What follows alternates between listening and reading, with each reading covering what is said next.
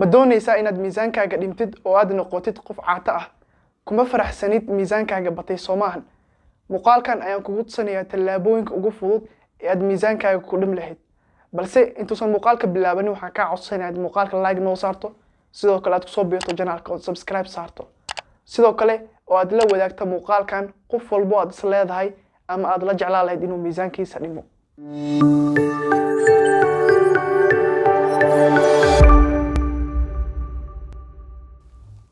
السلام عليكم ورحمة الله وبركاته سو دواء دمان صاحبيان سياد مقالك هرديعيسك سو عرقتيبو مقالكان وحاربا إنا كوغو تسيو تلابوينك ugu fudud ee aad isku caatay kartid ama aad miisaankaaga ku dhib lahayd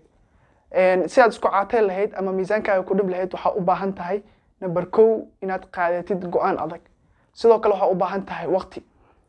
sidoo kale haddii aad tahay qof buuran ama miisaankiisa uu badan yahay waa inaad diyaar u noqotid dagaal waxa uu la jeedaa waa inaad diyaar u noqotid inaad la dagaalantid cayilka marka haddii aad tahay qof buuran waxa uu nugushaa cudurradan soo socda waxa uu nugushaa cudurka sankarowga sidoo kale waxa uu nugushaa cudurka dhiigkarka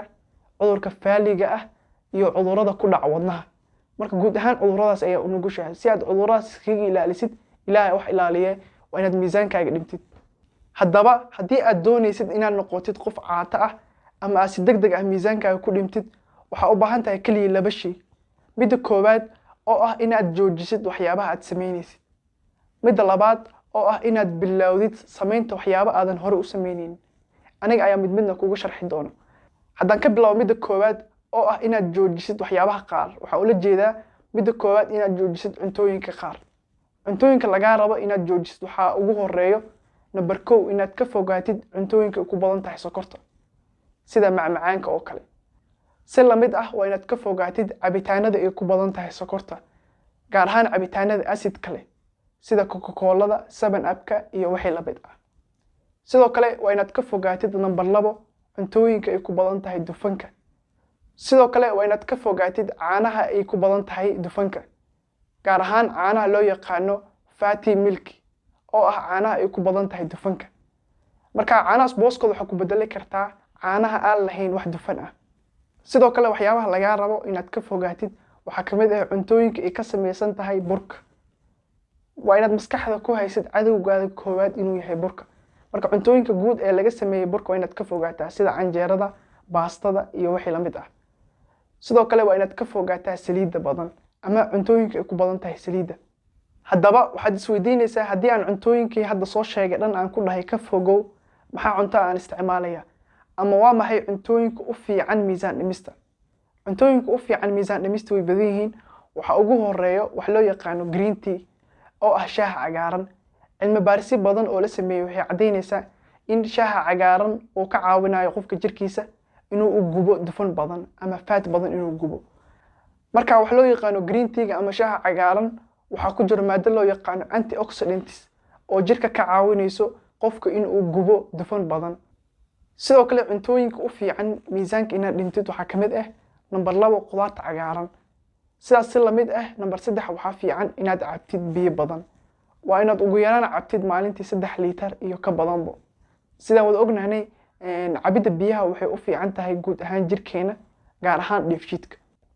sidoo kale cuntooyinka u fiican miisaan dhimista waxa kamid ah cuntooyinka ay ku badan tahay borotiinka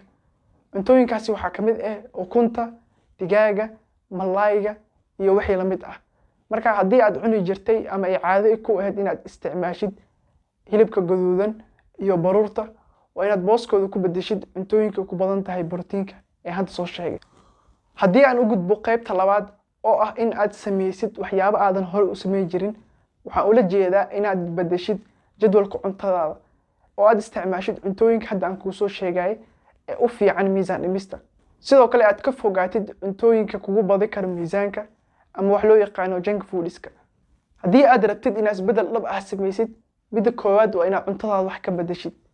markii laga hadlayo miisaan dhimista 80% waxa ka qayb qaato cuntada 20% ee soo harayna waxa ka qayb qaadanaya inaad bedeshid lifestyle-kaaga oo la micnaa inaad jimicsi sameysid ama aad jimicsi ku sameysid gurigaaga ama gym-kaba marka qodobka labaad ee 20% hadaan u gudbo oo ah inaad jimicsi sameysid ama wax loo yaqaan exercise laba qaab oo kala duwan ayaa jimicsiga loo sameeyaa midda koowaad oo ah inaad jimicsiga ku sameysid gym-ka markaan ku leeyahay jimicsi inaad ku samaysid jimka micnaheedu ma aha inaad biraqa qaadid balse waa inaad targetkaada saartid jimicsiga loo yaqaano cardio exercise oo la micno ah jimicsiga orodka iyo kan baaskiilka oo kale. sidoo kale jimicsiga waxaa ku samayn kartaa gurigaaga adigoo daawanaya muuqaalo boqoleeye ama kumaneeye ah oo ku jira YouTube-ka. marka haddii aad jimicsiyadaas soo daawatid oo aad gurigaaga ku samaysid way kuugu filan tahay. ugu dambeyn waxaan kugula talinayaa inaad maalintii ugu yaraan jimicsi samaysid 1 saac iyo ka badanba, ha noqoto jimka ama ha noqoto gurigaagaba. anigoo kaaga mahadcelinayo daawashada muuqaalkan, waxaan rajeynayaa inaad muuqaalkan wax un ka faa'iiday. Asalaamu calaykum waraxmatullaahi wabarakaatuh.